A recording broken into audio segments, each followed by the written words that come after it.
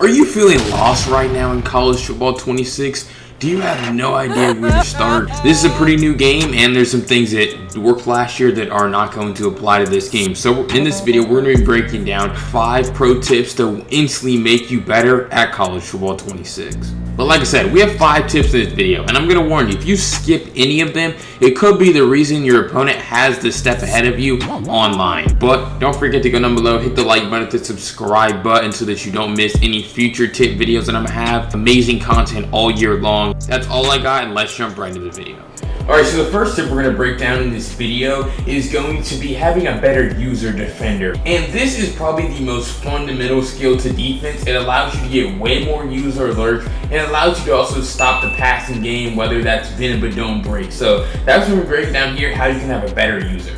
This is very important. So if we go ahead and look at a play out right here, look at this. There's no one in the middle of the field except for my user. This happens a lot when you're trying to play defense, so you have to have a good user. If the offense goes with a route combination like this, the middle's wide open. And so that's going to be the problem that I see a lot of you guys make on defense, is you're not guarding the middle of the field user, you're having an undisciplined user. I'm giving up a crosser wide open in the middle of the field. Don't you think a better thing to do would just be to trust my zones? And so if they go to take the snap here, I lurk the drag, but then I'm coming right back up to throw that. It's an inaccurate pass, and it's going to get intercepted if you hold wide. So that's what I mean when I say having a disciplined user. And this is something that, you just have to be able to recognize and see. Okay, I see this drag coming across the field. Oh wait, there's a crosser, and the crosser is going to get open if you do not lurk up. And bend but don't break is a real thing in this game, especially because offense is so easy in this game. You just have to have a disciplined user, make them check the ball down, because at some point, either their quarterback's going to throw an inaccurate pass and sell them, which happens a lot in this game, or they're going to get impatient and throw you. Alright, so the next thing you might be missing, and another pro tip that you need to master, is how you can use custom stunts. This is something that I've broken down over at victoryformation.gg already early in the year, and it's going to be something that's very important all year. It essentially allows your defensive linemen to get more pressure on the quarterback organically through 4, sometimes even 3-man rushes without having to blitz. So this is how you can use it. So really where this is good is, we're used to, if you send 3 people or sometimes even 4 people in this game, they go to take the snap. Look how much time they have in the pocket. They don't even have to really get anyone open. They can step up. They can do whatever they want. And that does happen a lot in this game when you send 3, and sometimes even when you send 4 people. Right here, we're going to go ahead and only send 4, and I can just step up. I do have all day, a little bit less time than when you send 3, but when you send 4 people, if they have a specific pocket, they can step up and really give you a lot of problems. So we're gonna fix that by using these custom stunts on defense. So what you're gonna do, you're gonna press the D-pad to the left to open the D line, then you're going to press RB, and then it's gonna open up your stunts. You have 4 right here, every formation. Some of them have the same, some of them have different ones, but the ones I really like are the left Texas 2-man so far, and the left Pirate 3-man. So really the number indicates how many guys are kind of involved in this stunt. So we'll go ahead and call this left Texas 2-man right here. And so the offense is going to take the snap right here, and there it is. That's what I'm talking about. That's so beautiful, and that just really would never be a thing. It wasn't a thing on the last play, and it wasn't a thing last year. And so really, this just seems so simple, right? But it's just great because a lot of people, you're forcing them, they can't step up. Where are you going to step up if now my defensive end loops inside and muddies up the top of the pocket? Really, because you don't have to worry about a right-handed quarterback scrambling out to the left. All you have to really worry about is to the right and right up the middle. And so it really muddies up the pocket. Again, that can be done out of any defensive formation, but I think that's a great example to show you guys, very brief, of why custom stunts are so good. But if you want to see more of why custom stunts are good and how you can use them in some other formations, head on over to Victory Formation GG. I just released a lab update earlier in the week, breaking down how we can use these custom stunts from other formations. Use code BLT at checkout for 20% off. Alright, so the next pro tip that the pros aren't going to tell you, you can only learn this from channels like me. So I'm going to bring it to you guys. It's going to be how you can use custom stims on offense. Obviously, these were in the game last year. They were actually pretty good, but they're still pretty good this year, and there's different ways that you can use them. So we're going to be talking about how you can use the corner route custom stim to get guys wide open against zone and man coverage. A lot of people are going to use these new custom zones feature or they're going to use zone drops. So they're going to move their flats back. Tampa 2 is pretty good in this game, so that's why we're going to be talking about these custom stims here on offense. But they go to take the snap, and that's just, I mean, that's going to be a tight window throw, right? That guy has sure hands, and so he's going to be able to bring that pass in. But what if I told you there's a better way to do this? Like, it really just is, it doesn't really matter the hash mark. We're going to go ahead and respot the ball. So boom, we're going to take this snap against a cover 3, and just look at that. I mean, we're going to custom stim him all the way down, take the snap, and just look at where he's getting to. I mean, we're just having a hard time hitting passes with Alabama's quarterback in practice mode right now, but really doesn't change the concept. This is a wide open throw, and this gets to a great spot against cover 3 because this outside third has to respect this inside breaking route as well, and so then you're also just able to throw the corner out. He breaks right, he gets over the top of the underneath curve flat or hard flat defender, but he does a great job of just getting to the sideline. And again, it's just going to be about hitting an accurate wide open pass. But you can use those out of any formation. You guys have seen me play on TikTok. I've been using those from the gun bunch formation. I'm gonna have a breakdown of it on Victory Formation GG at some point next week, where we're just talking about those custom stim corner routes and how we can use them from any formation really. But start using those to attack zone coverage better in college football 26. So obviously, if you load up versus a really good player and try to do a lot of the things that worked last year, example RPOs, they're probably not going to give them up a lot. There are some good RPOs that you can still use, but we're going to be breaking down how you can stop those RPOs here in college football 26, because honestly, it's a lot of the same stuff that I talked about last year with stopping RPOs, because it's just a fundamental concept of it. Alright, so obviously we know RPOs are going to be something that people love doing. Still, it's not going to matter that EA implemented changes to stop them.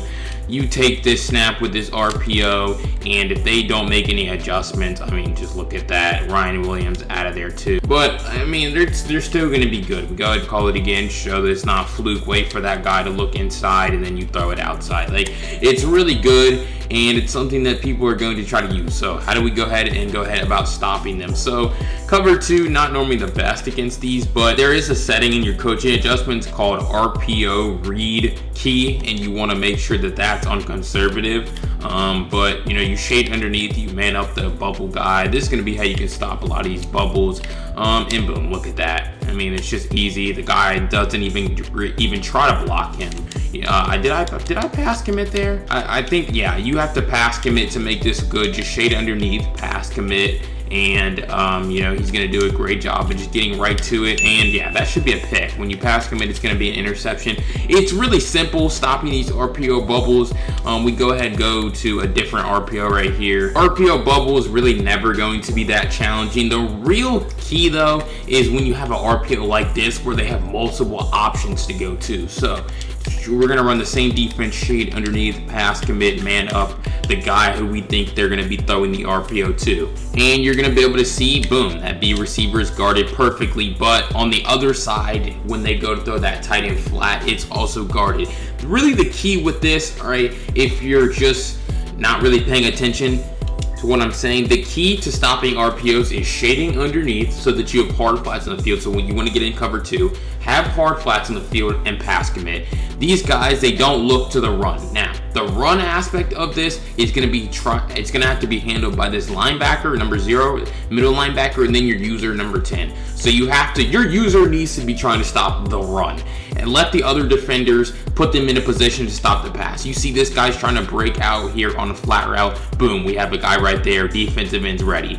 We have a guy right here also on the outside trying to stop this hard flat. He's going to break on it. Easy money every single time. Shut up. All right, and I appreciate everyone that stuck around to the end of the video. Like I said, the tips get better as we, continue to progress here. But this one's going to be how you can get more sacks on defense, and it's going to be through pass committing your defense. And we're going to break down the effects and also the downsides of it, and how you can kind of mix those two together to create a foolproof defensive plan that's going to get way more pressure on the quarterback. Again, organically, we don't need to blitz to get pressure in college football 26. Alright, so when you combine the first tip of this video, you might have to go back and watch it if you don't remember. We talked about custom defensive line stunts and how they can be useful. So when you combine that with this fifth tip, which is going to be pass committing your defense, it's going to make your pass rush and therefore your blitz is better. But even if you're doing it from a 4-down lineman, right? So this time I'm going to use no custom stunts, no defensive line changes, kind of show you guys this, right? So we're going to just block one running back here, and I'm just going to show you guys kind of what I'm talking about, where, you know, pass rush, all right. I mean, you have plenty of time if you want to move around in the pocket and make reads, right? So you take the snap, boom, move. This is a great example of it, where this is, again, no adjustments to the defense. Give the quarterback kind of all day. Well, what if you just pass commit your defense? And this isn't something where it's a glitch, blitz. No, this is just something that's very consistent that you can do when you know you're when you know they're passing or they've been passing every play. Just pass commit. Pass commit. There's nothing that's hurting this, really. You can't hurt yourself unless they run the ball. So if you know they're passing, just pass commit. Makes your defensive lineman better. You see right here, they're getting a little more sheds, penetration. Again, it's something that, you know, if you play, it's not going to be something you notice on one play. It's going to be something you notice over the entirety of a game, entirety of like a head-to-head season, right? So pass commit, boom, right there, he gets off the block a little bit faster. And so really that's really this tip, is pass committing your defense. Now, this is going to make your blitzes better as well. So if you're running like an overload blitz like this, you know, what you can do, we're going to call it right here, no adjustments to our defense, and, you know, actually not bad pressure. He kind of just got to disengage right there, but we go ahead and pass commit the defense. Again, I would make some more adjustments to this blitz necessarily, but I'm just showing you guys the basics of this. Pass commit the defense, also able to get a really good shed, whereas on the last play was kind of just a weird disengage. So honestly, this is one of the most important tips that you can master, is passing your defense at the right time, because you're getting a free advantage that the offense really can't counter unless they're going to run the ball. So only use this when you know they're passing the ball, but it is something that's very useful. It can get you more pressure on the quarterback easily. That's going to do it in this video. Probably my best video so far of college football 26, breaking down 5 pro tips